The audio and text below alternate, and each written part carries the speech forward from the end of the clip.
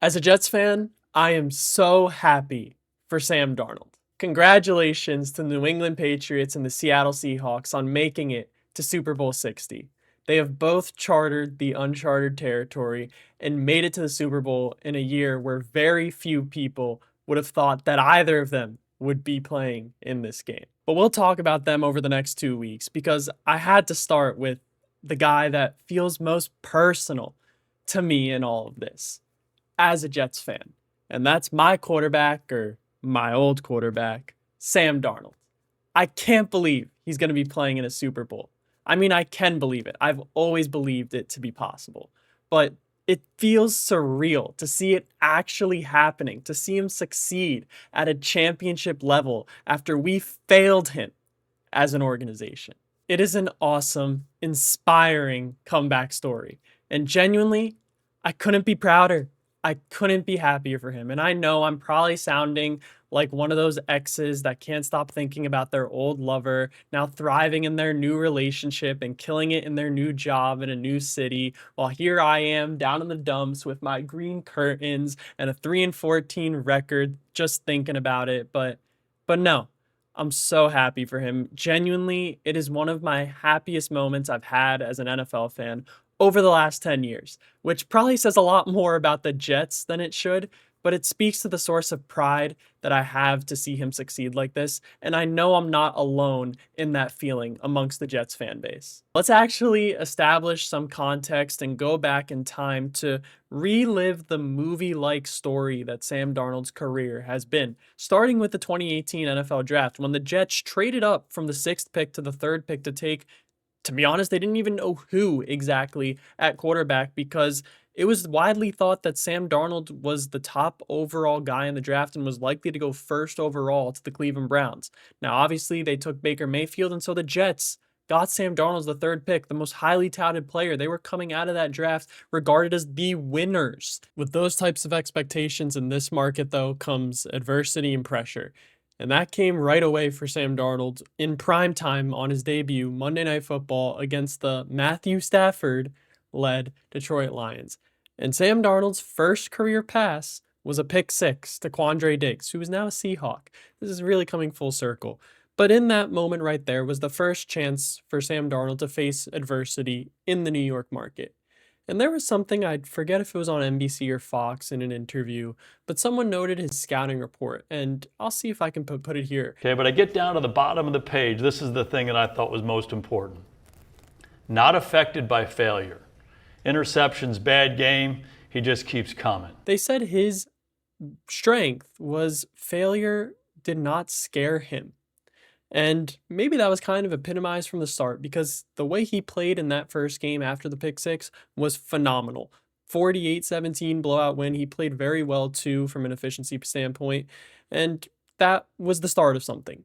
Well, the start of something that would just take a really long time to sprout. And that's because after that first game, he would face a lot more adversity and hardship during his time in New York. And that's not entirely his fault. I mean, of course, he had his down moments, but he was also set up for failure.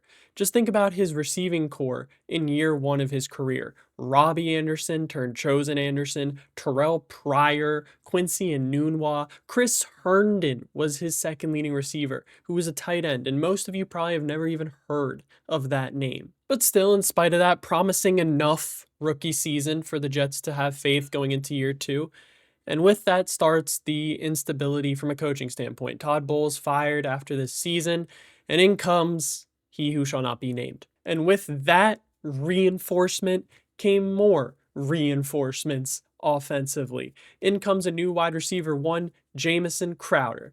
Not really a number one receiver most of his career. But that's because they got a stud number one running back to be the leader of this offense.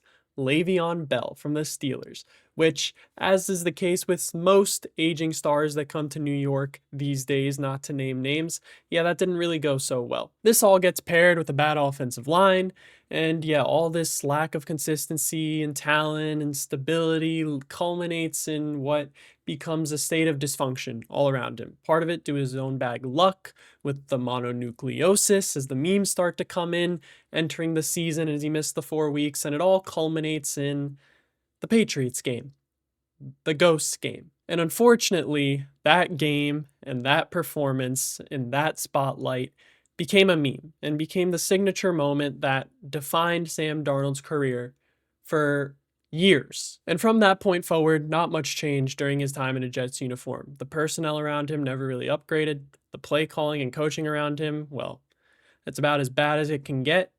And despite the flashes that Sam Darnold showed, in spite of all of these obstacles against him, the lasting memories were mainly negative. And so when the time came in 2021 for the Jets to decide what to do with the second overall pick and a new regime in at GM and head coach, they decided to go elsewhere. It was not an easy decision for the Jets to part ways with Sam Darnold. And in fact, many fans felt that Sam Darnold should have been kept as a Jet, including myself, and use the number 2 pick to get a haul of assets that could be used to create supportive infrastructure for any quarterback, be it Darnold or anyone else that could be coming in, so that they have a fair shot to grow in this organization. But alas, the Jets leadership chose otherwise and traded Sam Darnold and admitted that he was a failure. Quite literally. And now I'm going to go ahead and relive bad memories, but it's not hindsight to say that we as a fan base in New York knew that too. Just look at all these tweets admitting it and apologizing to Sam Darnold, wishing the best. That best would not come immediately, though, in Carolina, because it was another situation where stability was not paramount. In fact, Sam Darnold would not go almost half a season without then suffering from injury that would sideline him most of the season, and then from that point forward, not be the starting quarterback starting the next season. Because the Panthers would bring in the number 1 pick in the 2018 draft, Baker Mayfield, to be the starting quarterback. And so, after Carolina did not give him a truly fair opportunity, his time as a starting QB in this league was over, and he went to San Francisco to be a backup. And it's there where the revitalization of his career changed, under Kyle Shanahan, under a Niners organization that is one of the pinnacles of organizational stability and success, despite all the health difficulties that come in their way. And it was there where Sam Darnold started to learn from people that do it the right way. And that continued after a year in Minnesota when he got the chance to work under Kevin O'Connell, one of the great offensive minds in the league currently, and with the injury to J.J. McCarthy at the start of the season, became the starting quarterback and had a chance to redeem himself. And boy, did he redeem himself. In an organization where he was finally a starter, where he had head coaching stability, play calling stability, talent around him, despite the fact that the O-line wasn't that great, he shined. He had the best year of his career, by far, a resurgent career. I mean, just look at this chart from Tage here showing Sam Darnold's EPA every single season. I mean, he went from one of the worst starting quarterbacks in the league in 2021 in a bad infrastructure setup in Carolina to a league average quarterback in a good infrastructure setup in Minnesota. But then adversity came once again. And failure also came with it, because after a 14-2 unimaginable season for the Minnesota Vikings, led by Sam Darnold quarterback, in came their 2 biggest tests. A road date with the Lions for the number 1 seed in the NFC, which they obviously fell flat on their faces for, and then a wild card game against the Rams, who had beaten them in the regular season, which they also fell flat on their faces for, Sam Darnold included. And so people wrote him off yet again.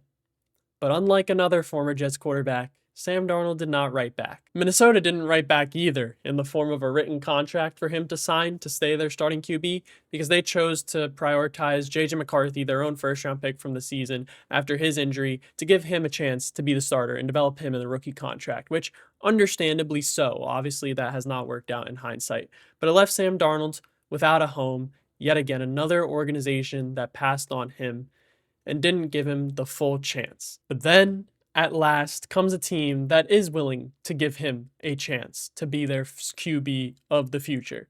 And that's John Snyder and Mike McDonald and Clint Kubiak of the Seattle Seahawks. They give him a 3-year, albeit team-friendly deal to prove that he should be the starting quarterback of this team for the foreseeable future. And man, did their trust get repaid? Because Sam Darnold bounced back from adversity just like that scouting report said at the start of his career, and just like he has multiple times before, be it small in New York or big now in Minnesota, in a major way. Yet again, another 14-3 season for a team that was supposed to finish third or fourth in the NFC West at best. A team that had 80-1 odds to make the Super Bowl this season is playing in the Super Bowl. A QB that was once one of the worst quarterbacks in the league from an efficiency standpoint, now near the top in terms of efficiency in just 2 years as a starter. At this age, it's not supposed to happen. He made it happen. And as fate would have it, Sam Darnold's ticket and Seattle's ticket back to the Super Bowl would be dependent on getting redemption for Sam Darnold's playoff defeat last year against the Rams, what was historically his kryptonite over the last 2 years with Chris Shula and this Rams defense.